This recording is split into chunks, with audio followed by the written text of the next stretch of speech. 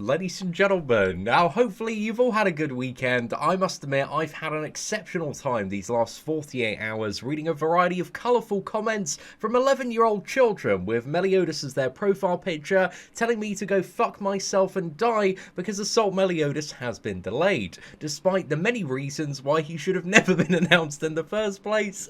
So that's been incredibly fun to wade through. So Assault Mode Meliodas is not going to be arriving tomorrow, however the Camilla battle event is still going ahead as planned. So this one, via clearing the various stages for the first time, you get gems on every single stage. So it's up to 72 gems there, which is really nice because this is almost 1/12 of the gems that you need to summon on Assault Mode Meliodas and actually get the character. But yeah, 72 gems in this event, man. It's nice, it's easy, it's quick. It's certainly like very much appreciated there.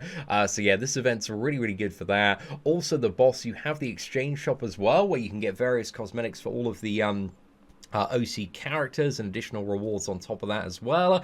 So that should be a really good time. And also the really good thing about this event as well is it's been the best way previously to farm 5-star awakening stones as well. Like spamming that Eastern event last time on Global was absolutely nuts. It literally sorted me out with like I think it's about 600 to 800 5-star awakening stones on my whale account and about 200-300 on my free-to-play as well. So yeah, we're going to be doing some farming guides for this event tomorrow, because again, in comparison to when this event last debuted on Global, we've had a lot of new characters, new strategies, and we're also going to have some additional stages, I assume, with like Mono and Shin as well. So yeah, I'm curious to see how this event turns out for Global, but I'm very excited for it. There's also going to be a special check-in event calendar, some task mission rewards as well, 100% deathmatch rate, and also deathmatch host rewards ×2. There's also going to be a secret quiz box event, and new bundles with a special Hawk Pass there. So we've got some Jericho emotes, some cosmetics for, I'm not too sure who that is. I think it's like Barn and Goth and somebody else as well, maybe like Fighter Deanne on top of that as well. But yeah, the Hawk Pass is usually alright to pick up, but this one, again, there's no like super exciting headline, so it might have some like okay general value speaking there.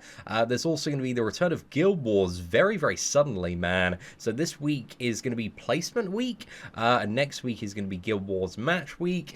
Zenith absolutely dominated the first season of Guild Wars, and that was only literally like a week ago.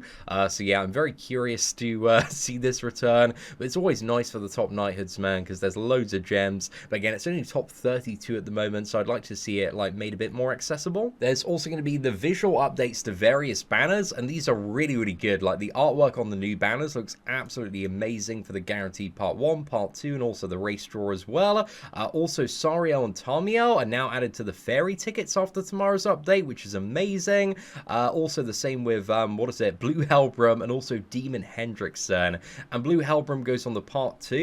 So the value of the part 2 actually goes down tomorrow. So if you've got any part 2 SSR tickets, summon on them like before tomorrow's update, or instead of that Derriere, you might end up getting a Blue Helbram.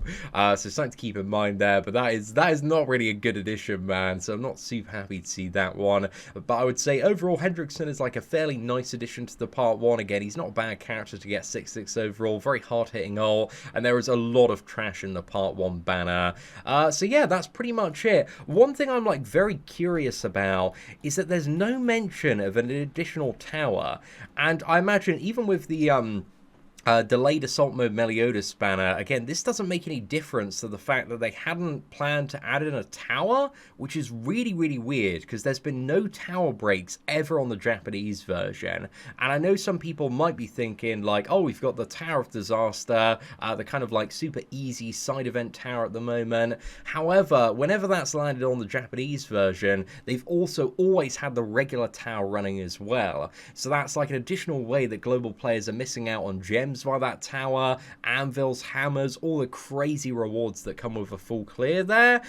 So yeah, I'm a little bit confused as to why they're like withholding the actual tower content at the moment, and also the final boss content as well. I think it's like almost been a month and a bit now since we had a new final boss. Well, the last final boss that we had was like a double rerun of Gotha and also King, and the double rerun was really, really nice overall for gems.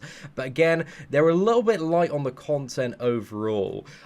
So I'd like to see more final bosses, more towers. They seem to be really withholding on that content, and I'm not really too sure why.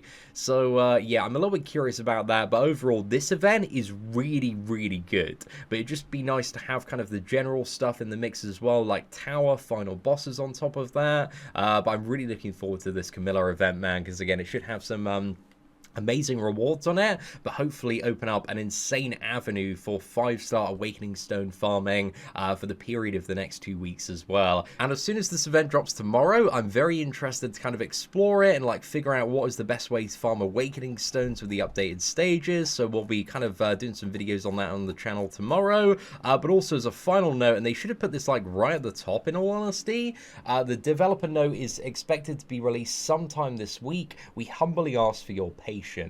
So yeah, this should have definitely been at the top, because I think that's the thing like most people are waiting on at the moment, is kind of the big update from the developers regarding the Assault Mode Meliodas drama, and also the pace of global as well.